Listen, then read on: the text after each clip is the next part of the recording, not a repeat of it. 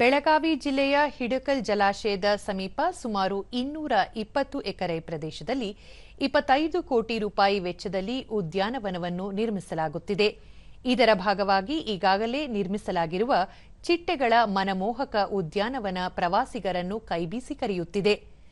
ಹಿಡಕಲ್ ಜಲಾಶಯದ ಸಮೀಪ ಪ್ರಾಕೃತಿಕ ಸೌಂದರ್ಯಕ್ಕೆ ಒತ್ತು ನೀಡಲಾಗಿದ್ದು, ಸುಮಾರು 250 ಬಗೆಯ ಹೂವಿನ ಗಿಡಗಳನ್ನು ನೆಡಲಾಗಿದೆ.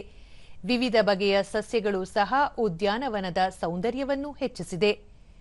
2 ಕೋಟಿ ರೂಪಾಯಿ ವೆಚ್ಚದಲ್ಲಿ ನಿರ್ಮಿಸಲಾಗಿರುವ ಉಮೇಶ್ ಕತ್ತಿ ಚಿಟ್ಟೆ ಉದ್ಯಾನವನವನ್ನು ಕಳೆದ ತಿಂಗಳಷ್ಟೇ ಲೋಕಾರ್ಪಣೆಗೊಳಿಸಲಾಗಿದೆ. ಚಿಟ್ಟೆಗಳ ಆವಾಸ ಸ್ಥಾನವಾಗಿರುವ ಕತ್ತಿ ಚಿಟ್ಟೆ ಉದ್ಯಾನವನಕ್ಕೆ ವಿವಿಧ ಜಾತಿಯ ಚಿಟ್ಟೆಗಳು ಬರುತ್ತಿರುವುದು ಪ್ರವಾಸಿಗರನ್ನು ಆಕರ್ಷಿಸುತ್ತಿದೆ. ಉದ್ಯಾನವನದಲ್ಲಿ ಮಕ್ಕಳಿಗೆ ಆಟವಾಡಲು ಅಗತ್ಯ ಮೂಲಭೂತ ಸೌಕರ್ಯಗಳನ್ನು ಕಲ್ಪಿಸಲಾಗಿದೆ.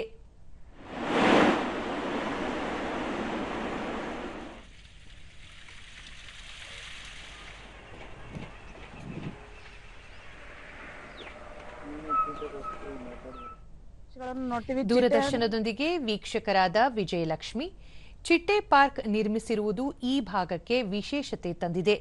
ಚಿಟ್ಟೆಗಳನ್ನು ವೀಕ್ಷಿಸುವುದರಿಂದ ಮಕ್ಕಳಲ್ಲಿ ಸಂತಸ ಮೂಡುತ್ತಿದೆ ಎಂದರು. ಹೆಸರು ಕೇಳಿದ ಕೂಡಲೇ ಎಲ್ಲಾ ಮಕ್ಕಳಿಗೂ ಕೂಡ ಏನಾಗ್ತೈತಿ, ಬಹಳ ಖುಷಿ ಆಗ್ತೈತ್ರಿ. ಸರ್ಕಾರ ಇದೊಂದು ಪಾರ್ಕ್ ಅನ್ನ ಮಾಡಿ ಒಂದು ಒಳ್ಳೆ ಎಲ್ಲರಿಗೆ ನೋಡುಗರಿಗೆ ಒಂದು ಉತ್ತಮವಾದ ಪ್ಲೇಸ್ ಆಗೈತೆ ಅಂತ ಹೇಳ್ಬೋದ್ರಿ.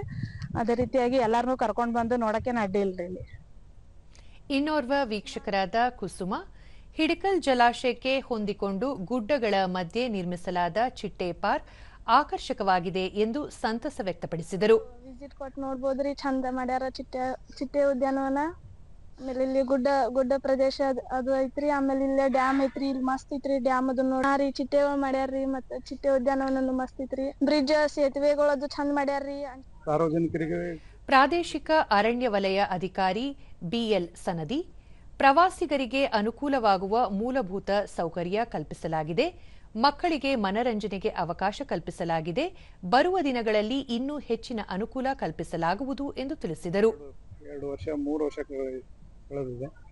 ಸುಮಾರು ಅಲ್ಲಿ ವಾಕಿಂಗ್ ಪಾರ್ಕ್ ಮಾಡಿದ್ವಿ. ರಾಜ್ಯದಲ್ಲಿ ಇದು ತೆರೆದ 2ನೇ ಚಿಟ್ಟೆ ಉದ್ಯಾನವನ ನಮ್ಮ ಇಲಾಖೆಯಿಂದ ನಿರ್ಮಿಸಲಾಗಿದೆ.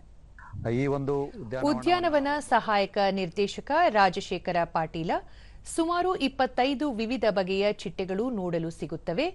ಅವುಗಳ ಜೀವನ ಕ್ರಮ ಹಾಗೂ ಪ್ರವಾಸಿಗರ ಅನುಕೂಲಕ್ಕಾಗಿ ವಿವಿಧ ಸಸಿ ಹಾಗೂ ಗಿಡಗಳನ್ನು ನೆಡುವುದರ ಮೂಲಕ ಪ್ರಾಕೃತಿಕ ಸೌಂದರ್ಯವನ್ನು ಹೆಚ್ಚಿಸಲಾಗುತ್ತಿದೆ ಎಂದು ತಿಳಿಸಿದರು.